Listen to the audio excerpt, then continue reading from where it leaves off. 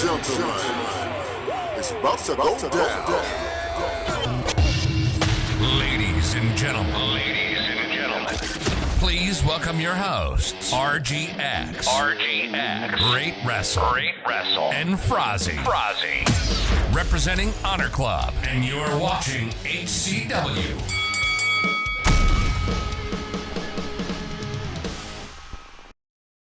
Hello everyone, welcome back to the HCW Show. My name is RGX, joined as always by RateWrestle. Frozzy is still on assignment, however we do have resident usual special guest, but essentially he is now one of the crew, VP. How are you doing, guys? Yeah, I'm boiling and feel terrible. It's a great time. Let's do this. Yeah, just you know, as it is, just melting over here like a lolly. But other than that, yeah, not too bad. How about yourself, RGX? So, fun fact, as at the time of recording this, I was supposed to be in London for a work event.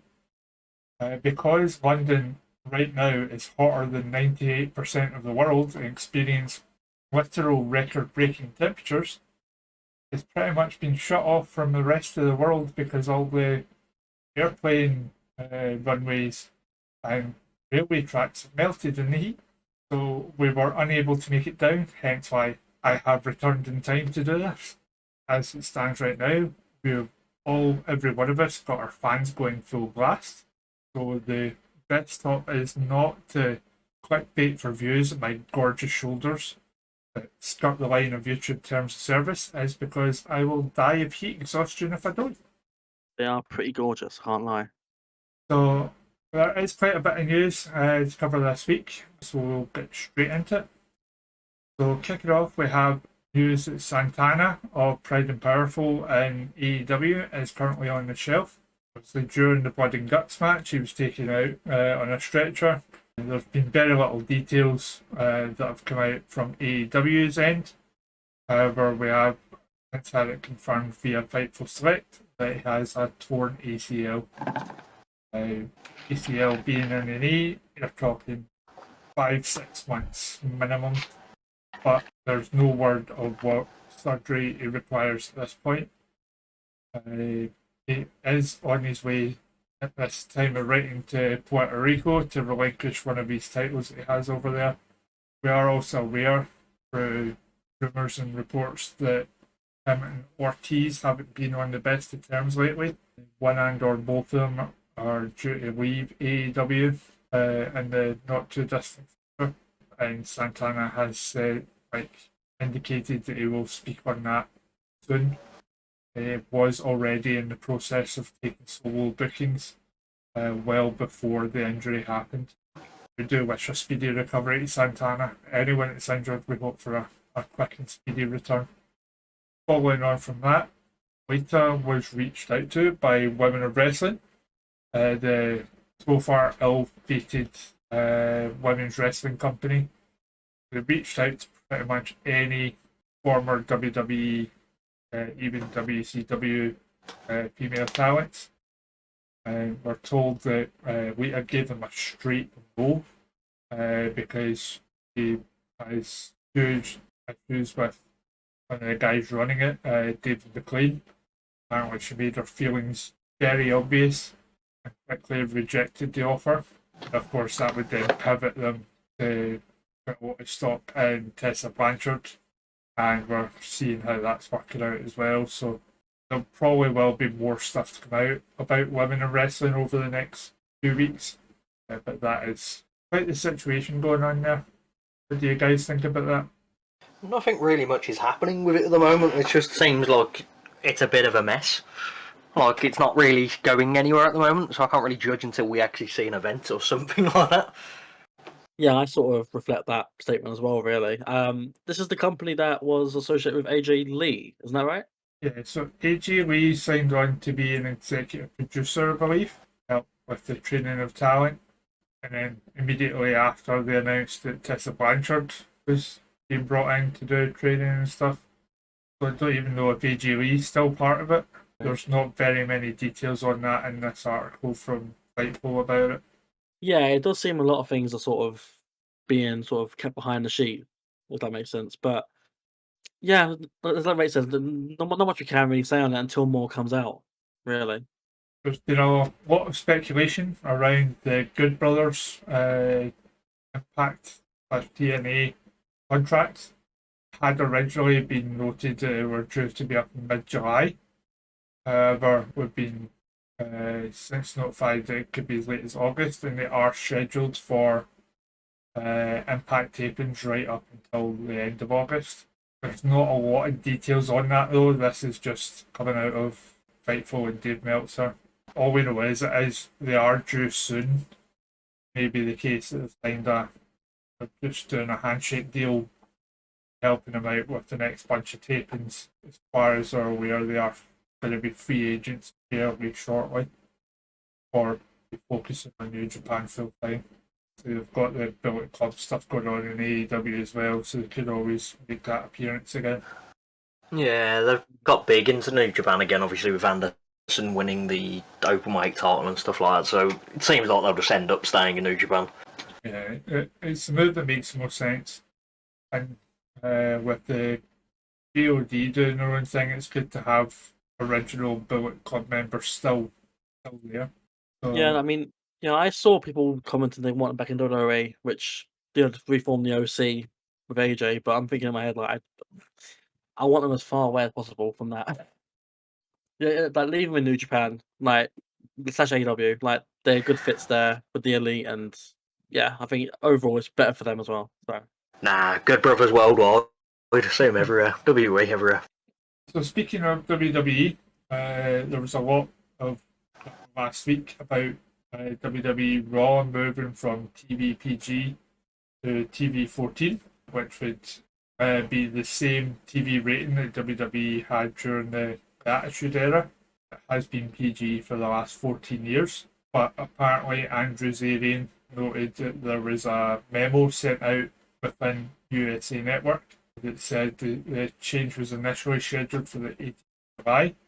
However, that was sent out prematurely and it had not been finalised. And obviously, Raw last night was still PPG.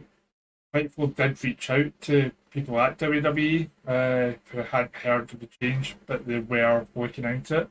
But I wouldn't see much of an actual change in content. It's not like they're going to be dropping F-bombs and bringing out women in bikinis again tomorrow.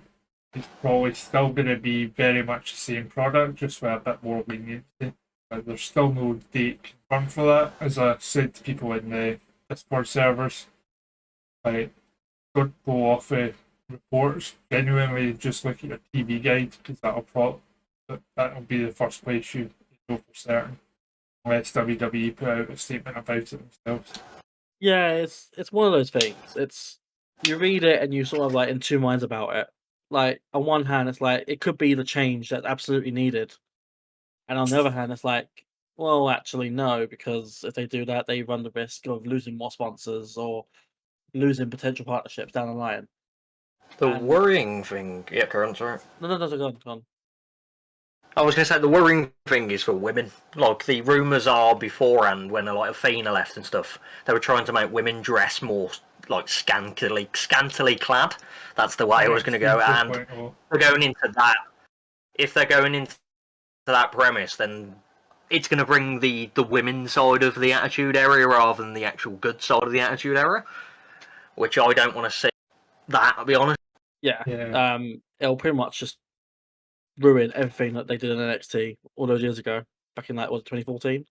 Arguably, and I'll come on to this in a moment, the women's division, at least in WWE, is still far and away better than AEW's, I believe. But it won't be too long until we have our Alexa Lopez's, Kate Lyons, and everything coming up to main roster where they are. Toxic Attraction. It's the one part of NXT that puts me off watching is their women's division, which is crazy because I've long said that the women's division has been carrying the main roster for the last few weeks. It is such a complete. Yeah, I will say there are a couple of shining sort of stars in that division, like be it Cora Jade and Roxanne Perez. But outside of them two, really don't see much upside. You got flipping Kaylee Ray. I can't remember her an actual NXT Fire, name That's though. right. I'm a fire, yeah. Alba Fire. Ginny's supposed to be coming up to do that terrible thing on SmackDown, but then she'll be there. Wait, what do you mean? what terrible thing? You've heard I the don't- rumours who sister I Max have, Dupree's sister's going to be. Yeah. Yeah. don't know about that. Can't remember if I saw it as someone speculating or just want like fantasy booking for themselves. I think Pretty Deadly would be a good fit if they're going to be taken Yeah. seriously at all, and it's not purely a comedy thing. Pretty Deadly are probably like the perfect sort of gimmick to sort of fit in with the male model sort of Awfulness of what's going on already. situation. To bring some legitimacy to the awfulness of what is going on. Come on. Marseille is a sexy man. What do you mean? I'm not disputing that, it's just awful. Now, I'm not suggesting for 1 second that this is what drove her from the company, but of course, Sasha Banks walked out in WWE a few months back. Now back, it was 16th of May, if I recall right, with radio silence from pretty much the company and her since. What we have been made aware of that is that she's going to be doing a lot of science fiction like conventions and festivals, purely focused around her character in The Mandalorian. She is being advertised as Mercedes Bernardo, aka Sasha Banks. She is commanding a very high price, but specifically it's different for each convention, which if it was a WWE thing, they have a fixed price apparently. That indicates that she has full control over the bookings that she's taking. She's not taking anything pro wrestling related, be it a signing, any company contracts, anything like that, until after the 1st of January 2023. So she's got that name recognition now in the Star Wars universe as a tertiary character. Even if she never wrestles again, she'll probably make a ton of convention appearances to do with that. Apparently, and this is based off of one of the people that run a lot of conventions, the price they've been quoted for her to appear at the convention is topped only by Ric Flair, Goldberg, Shawn Michaels, and Hulk Hogan, but all the promoters are pretty much happy to pay whatever rate she wants if they can afford it, basically. They see the investment there, so it's not through an empty inbox. I mean, she's absolutely like one of the biggest names to come out of women's wrestling in the past, past decade or so. Like, I think the price is a little high, but that's just me speaking as a normal person and not an owner of a brand or owner of a convention. But she's entitled to charge what she wants to charge, and if people want to pay it, then so be it. Yeah, it's fine. Like, I think the conventions, they'll easily make it back. Well, the amount, like, from tickets, if you see the meet and greet tickets for UK ones, it's like 50 quid to see people, 50 to 100 quid to see a lot of people. Then the big ones are like 200 quid, so That's they'll not definitely including make your it back. photo fees and stuff as well, because you pay extra to get photo and stuff. Yeah, so it's not bad, and it's dollars as well, so you got thinking, I don't know how much dollars is at the moment, but it's Stronger than the pound. oh, okay then, 30 grand. It's terrible price, I don't like it. Current rate is about £22,000. There we go. Yeah, obviously she left at a time where there was basically nothing happening with the women's tag team titles. There was an announcement shortly after saying that they were going to be having a tournament in the future, but absolutely nothing has been mentioned about it since. And the talent don't expect to hear anything about it. You'll notice that there's basically not a single tag team on Raw. There's been no women's tag matches other than preview and multi-person. And just 6 man, yeah. Yeah, it sort of feels like. Sorry. Yeah, sorry. If they were planning on a tournament, they would be starting to establish teams at this point, and there's absolutely nothing. it just feels like one of those things where someone's booking a fantasy simulator sort of thing. Someone's made these tag titles. They're like, yeah, I'm going to do this. I'm going to do that. I'm going to do that. And then it gets to a certain point, and it's like, okay, what do I do now? Can't do that. Can't do that. So we'll just bin them, I guess. Then we'll make some trios titles. That's why there's so many 6-man tags. I'm excited for it.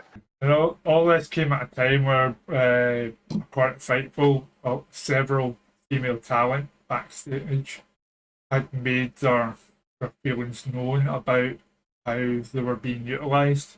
But I believe it's not just Sasha and Naomi, the vocal. They were the only ones that went as far as physically walking out. But pretty much there had been a bit of a mutiny backstage over the way the women were being treated on the shows. And you'll notice that that was kind of turned around very shortly after, or around about that time in mid-May, with, like, say, Asuka, Becky and all that having regular Raw main events. Still work to be done on SmackDown, I believe, but it's getting there. But at the time, like, say, Alexa Bliss, Shotzi, Aaliyah, Xia, Doudrop, Nikki ASH hadn't been used in weeks in and around WrestleMania. They were being treated as if there wasn't space for them on the show. They would have like a 20-minute, 24/7 title for these segments. So they were quite right to be up in arms about it, and thankfully it does look like they're being resolved.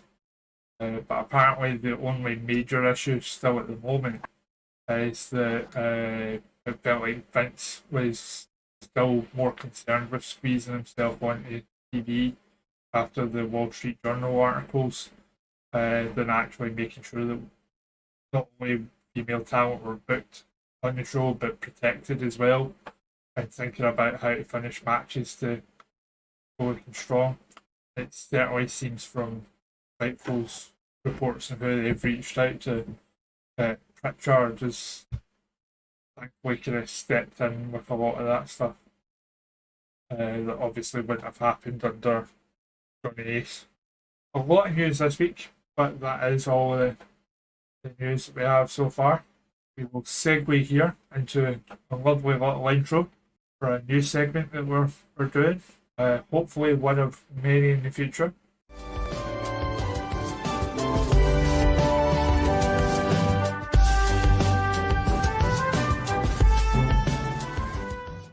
They say all roads lead to Rome. But the Colosseum I was at wasn't in Rome. It was slap bang in the heart of London. Because I was at Colosseum Pro Wrestling. So, July 16th, Conway Hall the venue, Colosseum Pro. Let's get into it. So, the first match of the night we saw was the jacked, stacked daddy Shreddy against the alpha male Yestin Reese. This served as a very good opener. Both men well built, I should say. We had a couple of Texas champ where both of them didn't get upper hand. We had Yestin Reese coming in with his heel maneuvers and tactics to take an advantage, and Shreddy would come back with, more strength and playing to the crowd a lot more. We had several chants of "Who's your daddy?" or "Who's the daddy?" to which Shreddy would react like "Me," and then we also had Yestin reacting to the chant of "Evil Uncle," which was aimed at him, which was quite fitting. But to finish the match off, we had Shreddy pick up the win with a TKO over Yestin, and he would leave with more flexing and more playing to the crowd, which was very suited of him. I only have one question, really. Do they call him Shreddy because you can shred cheese on those abs? That guy is jacked. He's jacked and stacked. And stacked. DP didn't realise, he thought he was lying about how shredded he was, according to his Twitter. But no, the man is shredded. Quite literally, Oh, yes. Yeah. He's gone 8-pack upon another 8-pack.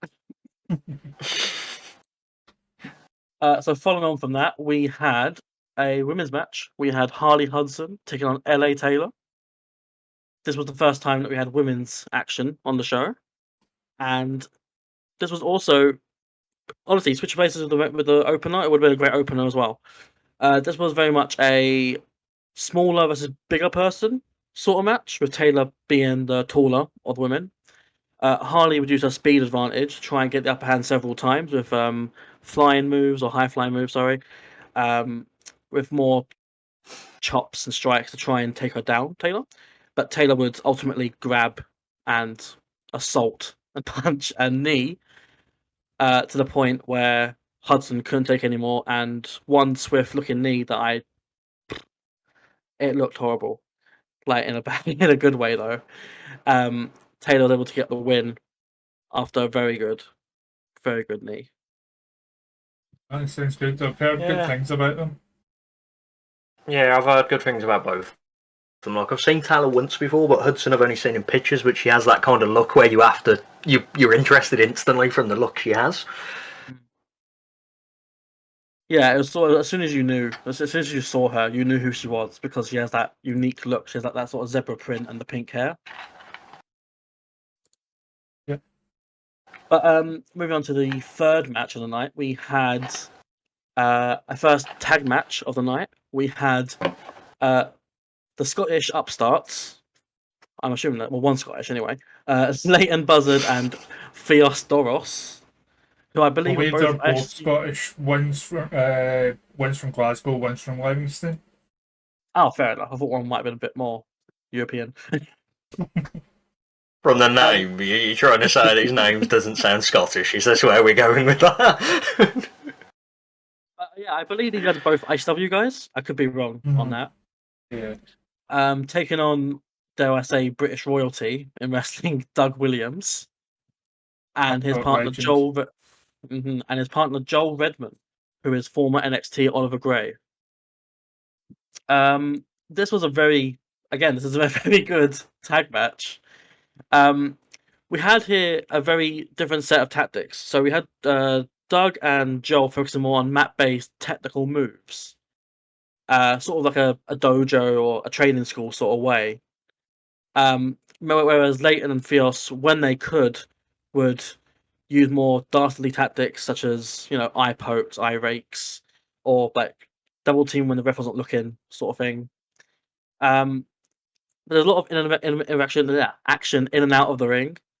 But ultimately, the win would come from Redmond. Redmond getting the pin on, I believe it was Buzzard. I believe so. But yeah, that was Doug Williams and John Redmond picking up an important tag win for themselves. That's great, right? Was there a chaos theory? Sorry, say again, guys. Carry on, RJ. No, I've always wanted to see Doug Williams live, so I'm jealous you've had that opportunity. I've seen it twice now. I saw him once when I was like 4 or 5 years old. I'm glad he knows that. Did he do the chaos theory? That's the more important thing. He did not. It wasn't worth watching then. Chaos theory is my favourite move. One of my favourite moves ever. But no, this is a match mainly focused on Redmond, I would say. He was in the ring like 90% of the time compared to Doug, and he was one showing off his technical ability. Moving on to the fourth match of the night. This was where you had the YouTube famedom sort of come into it. We had Jim Diehard taking on What Culture's Simon Miller. So this instantly started off with a bunch of head slaps, the way Miller does to get the crowd pumping. Slap your head, stamp your feet. This was treated very much as a Andre versus Hogan sort of match, because Die Hard is a bigger guy, so it was treated as such that Miller couldn't lift him, and there was 2 spots in the match where he couldn't do it. He tried, couldn't do it. Second time, tried, got him a bit lifted, and he fell down because he couldn't lift him. There was a point a bit later on where someone who I didn't get the name of at the time, but I believe his name's Keon Fox, after seeing things on the internet since then. I believe his name's Keon Fox, and he came out dressed essentially like a character from Ovals and Horses in a fur coat vest sort of thing. And rightly so, we did get a chance of, where's Rodney? And I aimed at Die Hard Uncle Albert because he had a long beard but no hair on top. Eventually, at one point, Kian goes back up the stage and distracts Simon, but Simon is able to turn around again, and he does lift up Die Hard and slams him. And you would think that'd be the end of the match to emulate, WrestleMania 3, but no, the 2 count. Went for the leg drop. Thing is, I need to ask, do you know why that wasn't the finish? Here's why. Just sort of stuck in gimmick infringement right there. Yeah. Hi, Simon. How you doing, mate? You're good out there. But yeah, following on from that, we had Die Hard essentially taking control once again of the match with Kian playing distraction multiple times. Simon would not be able to recover eventually, and Die Hard would pick up the win, which caught me off guard. I'll be honest. I thought Miller was winning that match. But no, after that we had Kian, I think that's his name, coming back into the ring, and him and Die Hard essentially beat down on Miller, saying, "You got no friends, no one's going to help you," sort of like Willstone Raider sort of style. Got and no pains. You want some? I'll give you. We then heard a theme that I hadn't heard for several years since WCPW. We heard the famous theme, among the Brits anyway, who will know this, of Martin Kirby. Oh, yeah. And I honestly lost track here because I was too busy marking out to the theme. So my hair's constantly going. But he comes in, he helps out Miller, he helps beat down on Kian and Die Hard, and he gets a mic, teases a match for the next time Colosseum's around, so that's a good sign that they at least have plans to do future shows. Of course. And we get the usual heel shtick of, you want a match, you're not getting a match. And then that was it, really. Following on from that match, sorry, we had our first Freeway Eliminator. So this match was originally meant to be Aurora Tevez versus, I want to say Ronnie Knox. I could be wrong on that. But Aurora Tevez couldn't make it for whatever reasons we weren't told. So this was turned into a Freeway Eliminator between Ronnie Knox, Kira Chimera, and Regina Rosendahl. This was honestly one of the best matches of the night for me. It was exciting. It made you wonder what was going to happen because it wasn't clear at all who was going to win this match. There was a lot of spots because Regina is the bigger of the 3 women, so there was a lot of targeting at her between Kira and Ronnie. Mm-hmm. And at one point, she rolls out of the ring because she's disgusted by this whole, "How dare you two work together to pick on me?"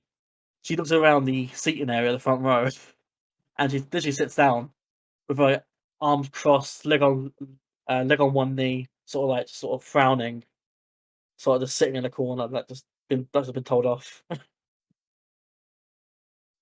She then scrolls around for a little bit more and gets back in the ring. Regina's actually able to eliminate Ronnie later on down the line after stealing a pinfall from Kira. At this point, there was a confusion among the crowd because for some reason, we all forgot it was Eliminator and not Freeway. We were all like, huh? And Kira's The ring announcer incensed. making an announcement to say that she'd been eliminated. Nothing. So it was already established that this was an Eliminator match. So I think there was a thought that there was no need for someone to say that. But Kira's incensed at this point. Basically takes the attack to Regina. Regina fights back a bit. We get a few spots where she can't lift her because both women are now depleted of energy, so it's a lot harder for her to lift her. And overall, we get a lot of back and forth between the two of them, but the match ends with Kira getting the 3 count and the victory, and an incentive that we are never told about again. I assume that'll be at the next show. Most likely. Following on from that, we go into the second half of the show, where we had the second Freeway Eliminator match. So this again came as a part of someone not being available, where we had I think I might be saying his name wrong here. Levi Moore? I think it's Mur. M-U-I-R. Yeah. Yeah. I'm always bad with those sort of pronunciations. But yeah, I'll say Levi for now. So we had Levi against KM Lane and Nico Angelo. I'll be honest here, I hadn't heard of KM Lane before, and Nico was someone who I'd seen before on like Progress, sort of like adverts on Twitter. But again, never actually seen him in person. Needless to say though, KM was, or him and Levi were the absolute standouts of this, dare I say, entire show. KM and Levi both proved that they've got a lot to them and a lot of substance. Not saying that Nico didn't, but Nico was definitely someone who was sort of more relaxed, I'd say. But in the match itself, we had Nico and KM working together to take on Levi, because Levi is like Shreddy. He is, I can't say the gimmick, but he is shredded.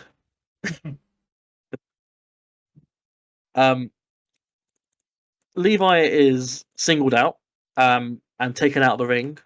We see a nice sequence between KM and Nico when KM again proves that he is someone with a lot of potential. Nico does the exact same. This is a very well choreographed and very well executed triple threat. Eliminator. But ultimately, KM hasn't got enough to stay in it, and he gets eliminated by Levi. That leaves Nico and Levi. This match again is just a lot of back and forth between two very young, very hungry athletes who want this incentive that we don't know about. But Levi is able to make use of his natural gifts, I'll put it that way. And then he basically just finishes off with a. He finishes Nico off with a. What do they call it again? Do you remember A Train's Derailer? Is it similar to the Sky High? No, it's the other one. You know, like the gut wrench sort of backdrop. All right, cool. But yeah, it was that move that he used to put Nico away for the win. Before this, actually, I forgot to mention, we were introduced to a character, some sort of heel, sort of investor / authority figure called, and I might have got the name wrong here because there was a lot of crowd chanting. That's when that went over what he was saying, so I couldn't really hear his name. But I think it was something like Leslie Bestington. It was very British, a very English name. And Right. yeah, he comes out, basically says that the winners of these incentives are going to get a lot of money for their efforts. He compares wrestling to YouTube boxing, where he says wrestling is nowhere near YouTube boxing. He praises Jake Paul for a great job that he's done, saying Logan Paul's also great, but not as great as Jake. We get a little chant of KSI as well before that match happened as well. And then Leslie walks off sulks. Leslie then comes back out after this eliminator match to congratulate Levi on the win. We again are not shown a briefcase or a bag of money or anything like that. It's just a handshake, a round of applause, whatever. So In fairness, that's I wouldn't want the promoter handing me a bag of money instead of just wiring it to me or writing me a Like check. the 1930s. Yeah. Just imagine walking out of the venue with a bag of money. and it's got like the typical pounds sign on the bag as well. following on from that match. We didn't see Leslie at all again after that. I mean, I saw him after the show, but that's something else. We had a tag match between the 8-7, Alexander Roth and Big Wavy Roy Johnson, against a team that both of you might be quite familiar with, the Kings of the North, Damien Corvin and Bonesaw. So, as you would expect, the 8-7 play the roles of the face here against Kings of the North heel. This match is all about getting Johnson in the ring because Roth is the one who starts off, and he is decimated by the Kings of the North, more or less for the first 10, 12 minutes, where it's just Corvin and Bonesaw coming in and out and beating down on Roth until Roth's able to get the hot tag to Johnson. And Johnson is essentially like, Batista unlocked, sort of in this stage, where he basically comes in and unites both of them. And then they do this weird thing where he tags Roth back in, even though it wasn't that long that Johnson had been in the ring. Right. That's wrestling. But Roth, again, he's doing better than he was the first 10, 12 minutes. But overall, again, the Kings of the North are able to take control of Roth. But again, it's not until Johnson gets involved on the outside, pulling Bonesaw out of the ring, to allow Roth to essentially roll up Corvin, which gets a free count, which was very much out of nowhere. So the 8-7 pick up a win here over the Kings of the North. Quick I question. can't help but feel... What's like? Sorry, quick question. Did you keep a note of how many times the pin was broken up? I did not. I should have done that.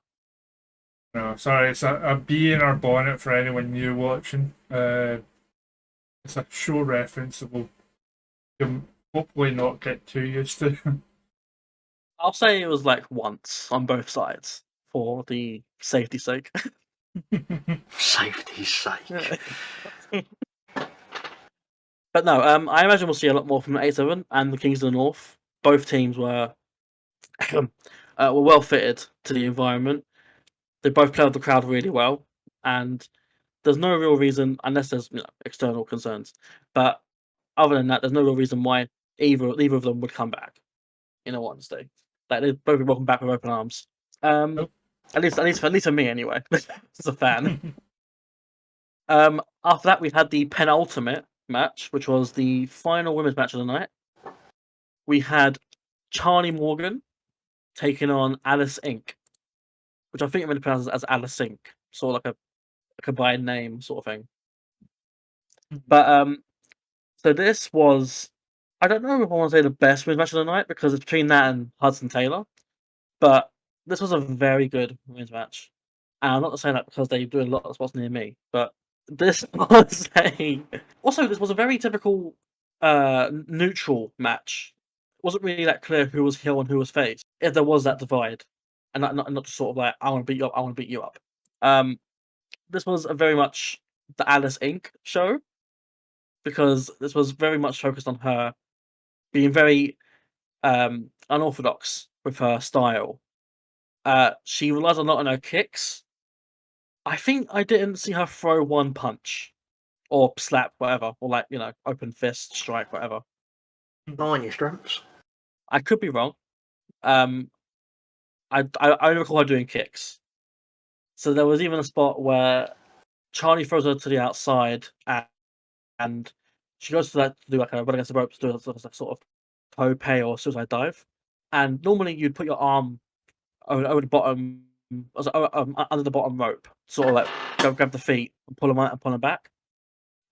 She uses her foot to grab Charlie and pulls her out with her hands there. This follows on more action on the outside. At this point, we get a bit of crowd interaction where the person who was sitting next to me, literally one seat next to me, is used as a prop to hold Alice in place while Charlie chops her. There's also another spot that happened right in front of me as well, where Charlie puts Alice on a chair to sit in the chair and just super kicks her off the chair.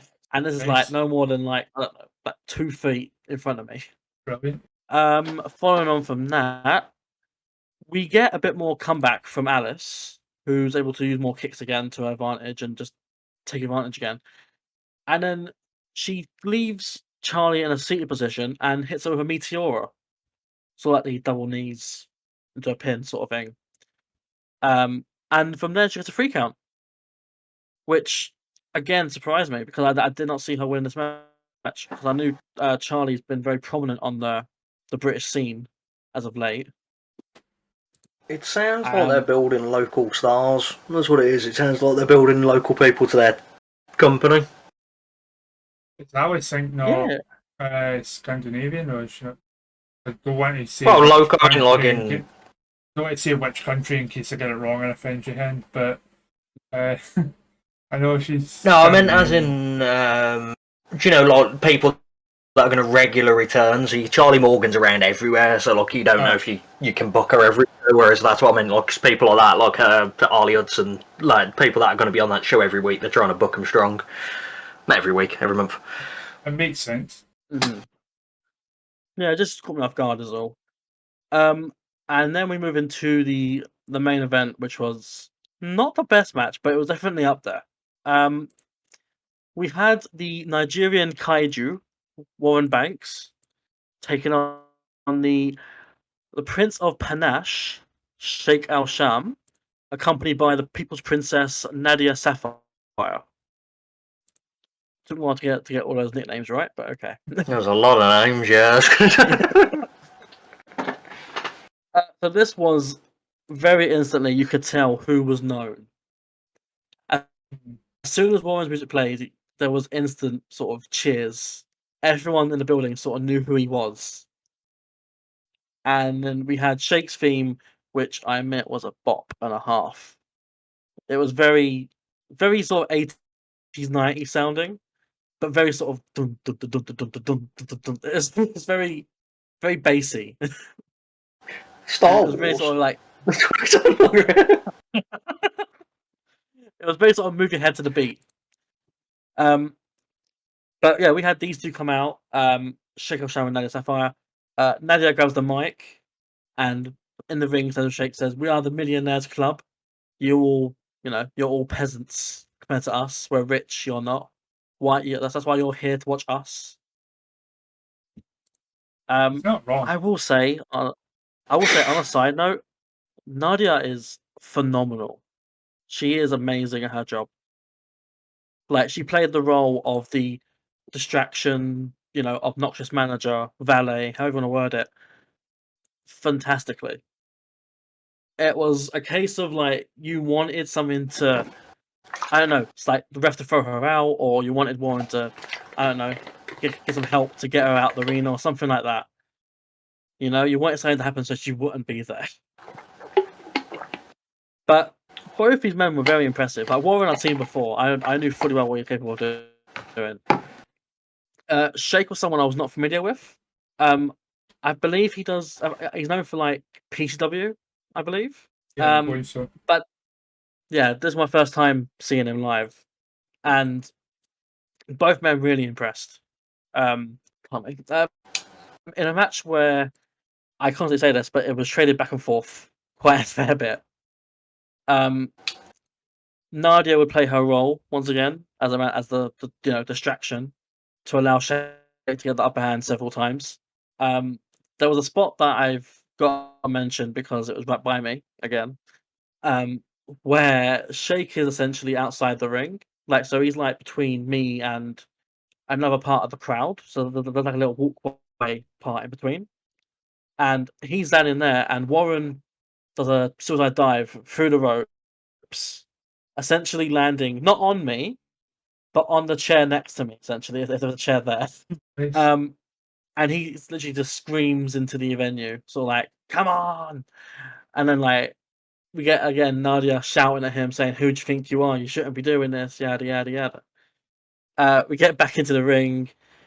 At this point, Sheikh is able to use the ref essentially to, get Warren to knock him out essentially. So Warren goes into the corner to attack Sheikh. Sheikh pulls the ref in. Ref knocked out.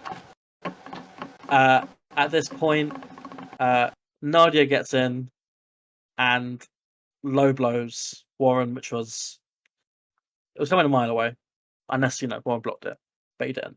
So Warren is now hitting the crown jewels, and Sheikh then hits an almost dare I say Bradshaw style lariat, or Kenta Kobashi if you want to go like Puro style, of like axe bomber sort of lariato sort of. Stan Hansen. Yes, precisely. Yes, thank you, Stan Hansen. Yeah, so that sort of level of lariat, and I didn't think that would get the win, but it did. So this was another result that really threw me off because I just thought Warren was winning hands down. This is just something that I feel good moment for the crowd to sort of go home with it. Like yeah, Warren won. Yeah, good job. But then no, Shake actually won. He and Nadia sort of like walk away laughing. I was very caught off guard by that. After the match, Warren stays in the ring. You guys already know about this. I'm assuming. But he essentially gets a mic and says to the crowd that he's been wrestling for the last few months with a torn rotator cuff. He just found out recently through medical results that he received. He says basically that he thanks everyone for their support through, watching through live streams or watching him live in the arenas that he's been wrestling in. But he'll since be away from the ring, getting surgery and going through rehab to recover from his injuries. And that tonight, so Saturday, will be the last time that we see him live for an indefinite amount of time.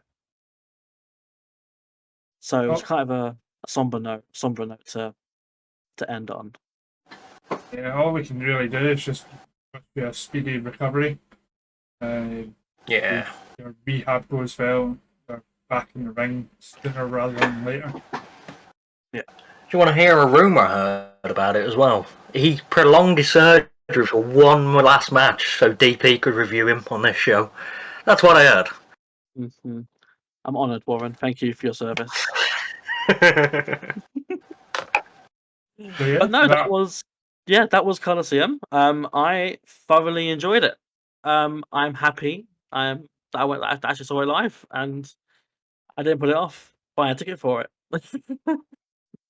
Yeah, I want to say a big thank you to Colosseum Pro themselves, obviously, and to Grapple Theory, who arranged for the review to be done through their website. DP wrote an absolutely brilliant article that we tweeted out earlier. I'll link to that in the description of this video below. And we do hope to work with you guys again in the future if the opportunity arises. And we look forward to seeing a lot more from you in the future. Because by the sounds of it, you've made an amazing start. Yeah, fully concur. So this is the bit where I do the usual kind of plugging of the socials. Our Twitter, both for individuals and collective Twitter, is in the description below. The show's Twitter is at honor_club. That is honour with a U because we are British. Brits. We also have a link to our Discord server in the description below as well.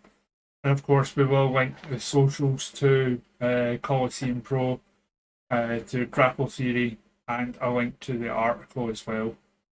So please do the usual of liking, comment, subscribe, share with your friends.